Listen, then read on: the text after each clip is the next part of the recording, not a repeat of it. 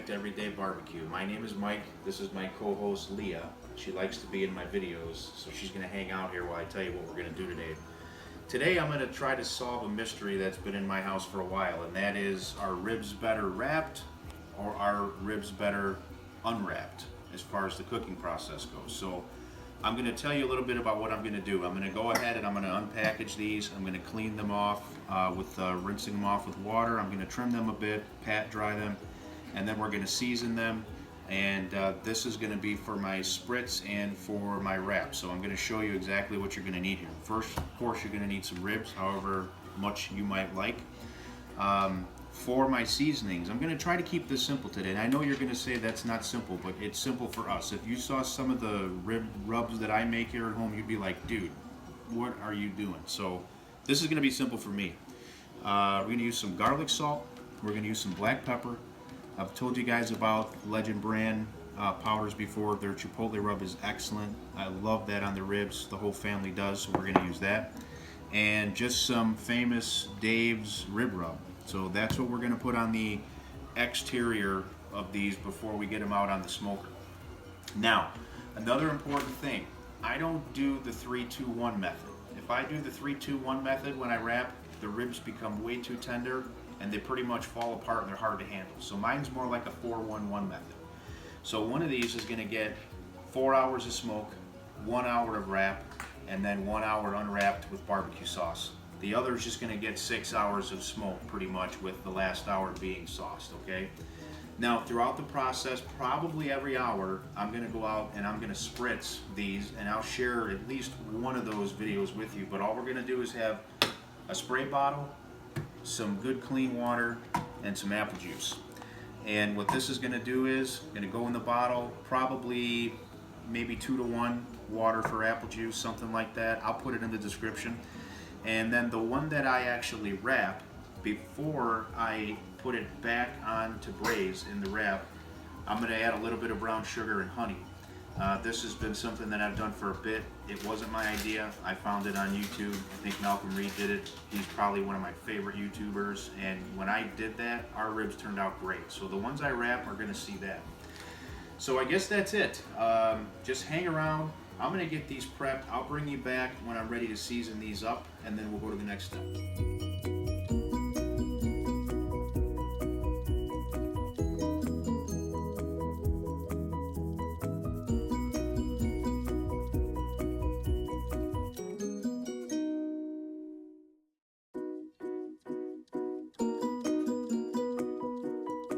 Important step that I want everybody to see, and I'm doing this just in the interest of keeping everything consistent with both racks of ribs for this test. You can do whatever you want when you look at the back of these ribs with this membrane. A lot of people remove it, some people score it. So if you wanted to, you could just score across and go across on both sides just to kind of loosen that area up, and that'll help to allow them to tenderize as they cook. However, a lot of people will remove this membrane, and it's a real simple process. If you just have a paper towel, you're going to start on this end. I already just kind of started here, and you're just going to grab that with the paper towel to get some grip, and you just pull it right off. I mean, it is really no big deal. So I wanted to do both of these the same way, and pretty much that's what I'm going to do. I'm going to take care of the other one here, and when we get to the seasoning process, we'll be right back. I'll show you how we do it.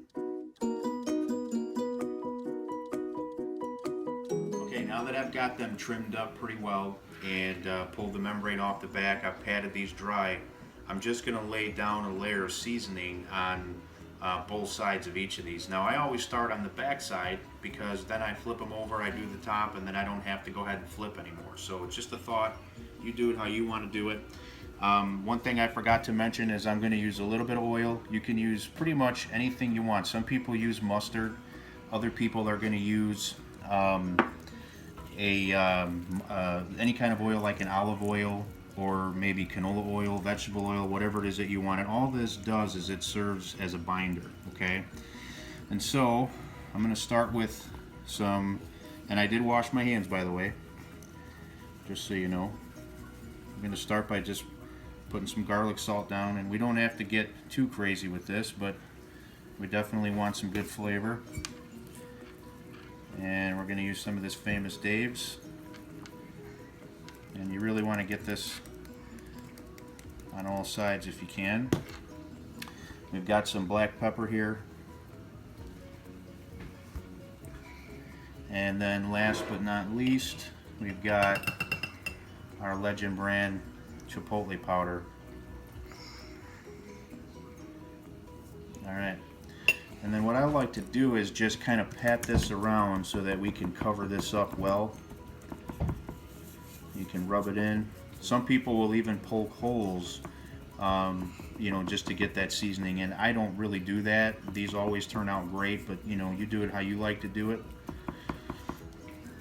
And that's pretty much it. So I'm going to get a coating on both of these on both sides, and then when we're ready to come back and put these out on the smoker, I'll bring you guys with, okay? Hang in there.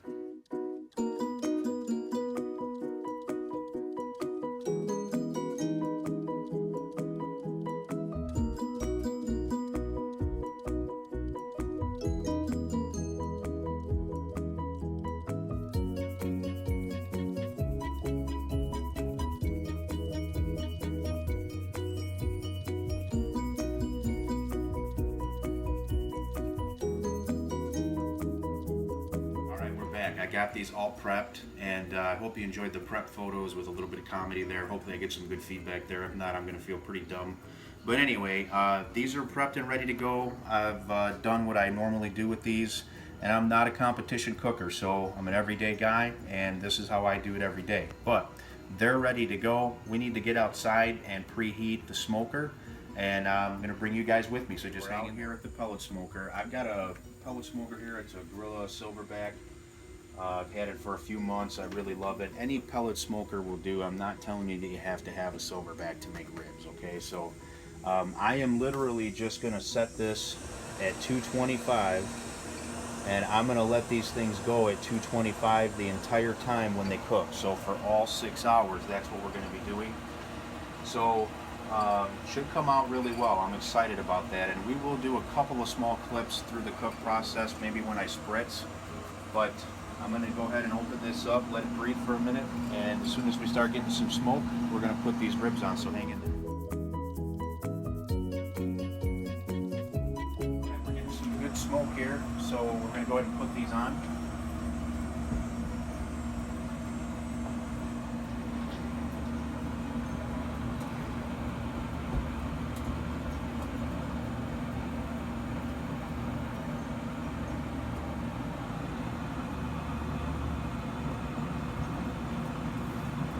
Alright, I'll come back when I'm ready to spritz. I gotta go decontaminate my hand so that I can close this lid.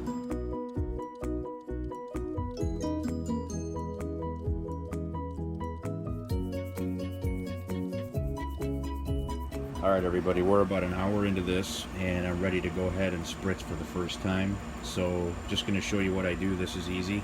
Oh, and check this out. This 100 subscriber thing really went to my head. I got a custom spritz bottle here. Good thing my wife has neat handwriting. Way better than mine. So we're just going to pretty much give these some coverage to keep them moist. And you can see they're already getting some color on them, which is great. That should be good. Okay, so I'm not going to show you every time I do this. I'm going to get this lid closed quickly so we don't lose heat. But I'm going to repeat this several times, and I'll come back when we get to the process of wrapping the one set of ribs. All right, see you in a few. All right, now we're about 4 hours into this smoke process here, and I'm going to show you what these look like. They look really good. They've got color, and like I said earlier when we first got started, I'm going to pull one of these and wrap it for about an hour. So I'm just going to grab this one here. I'm going to set that in the foil, and I want to get the lid closed right away so we don't let too much heat out. And the next step here is going to be to take some of my apple juice mixture, and I'm just going to kind of pull the sides up. And this is just a little bit of apple juice and water, and I don't really want too much in here. I just want to create a little bit of steam for them. while they go back in. So I'm just trying to be gentle here so I don't get too much in there. All right, so we got that. And we're gonna go ahead and take a little bit of honey. And I'm just gonna kind of run that along that on top there. And lastly, I've got some brown sugar here, which I'm not going to go too heavy on. Just going to put a little bit on the top.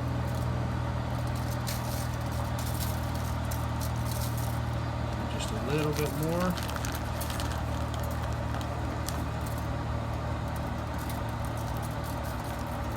Honestly, that should be good. Now, I'm going to just kind of fold up these edges here.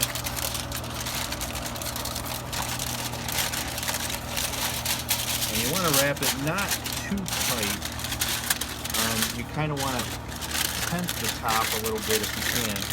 Anyway, this is how I do it. You know, if you've got another method, you can go ahead and do it your way.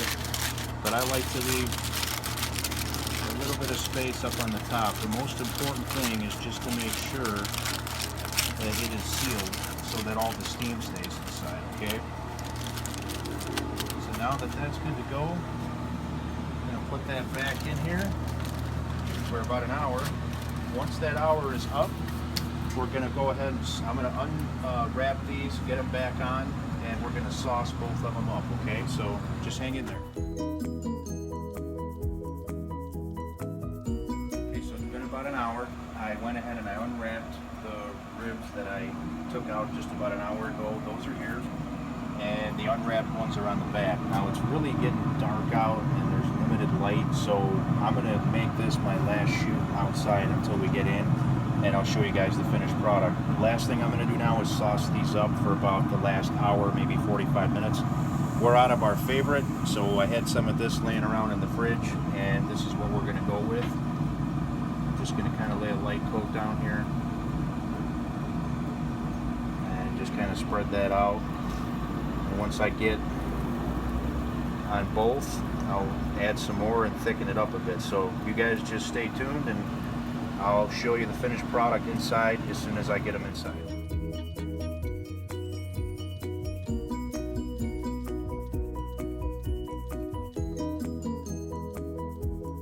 Okay, I got these off the smoker and brought them inside, and I'm going to show you guys. You can kind of see a difference here. You can see the bones kind of pulled back on the one here that I had wrapped, and these kind of stayed in place. Now they're both pretty tender. I'll be honest, neither one of them turned out as tender as I thought. I bought these ribs at a different store this time, and they're still tender, they're good, but I can tell from the way they were when I was taking them off the smoker, but I am not sure that they're going to be as tender as I want. So I'm just going to kind of show you guys a slice with each. So we're going to start with the ribs that were wrapped here. So let me just get a spot, and they're just coming right apart. If I could just get my knife in the right spot. So here we go. I'm trying to make clean slices. Okay, so we have that. Now let's just see the difference. Yeah, these are definitely not as tender. And we don't like them where they just fall apart. I mean, they're just so hard to manage and handle. You know, we kind of prefer them to have a little bit of bite. And so that's kind of what we get here. And you can see there's a good smoke ring. I'm not good at cutting stuff, especially with this knife. But the difference between the two. So here we've got the one that was wrapped, and you can see that these are just super juicy. I mean, these are really good, and I'm sure we're going to see the same thing here. I'll go from this side.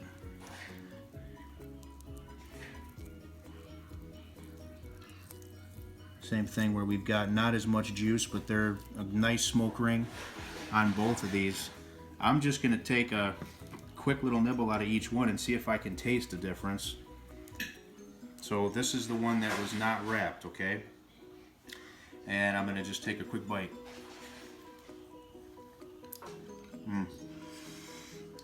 I love the flavor in this one. It's real smoky and it's perfect. As far as the tenderness for me, I don't like where everything just falls apart. Man, my face is gonna get messy. Now I'm gonna try the one that was wrapped.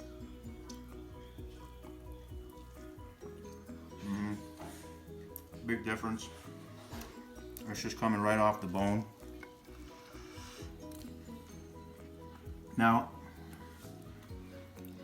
what I will say is that the ones that were not wrapped, definitely smokier to me.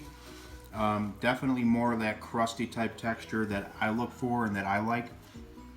These are probably more like my wife and my daughter's type, where you know they're just more tender. But they're both super flavorful. They just turned out, you know, they turned out good. I expected them both to be more tender than they are. I think it's the place where I bought them, but either way, this won't be the last time I do this. I think I'm going to do another experiment and buy them at the same store that I always get them at. So I'm going to get some of this plated up and take some good photos, and we'll see you guys next time, okay? I think this one's kind of left to be continued, but little difference in the tenderness, little difference in the taste. Both turned out great. I'm going to eat a little bit of both. So we're going to do another test down the road. Till then, take care and thanks for watching.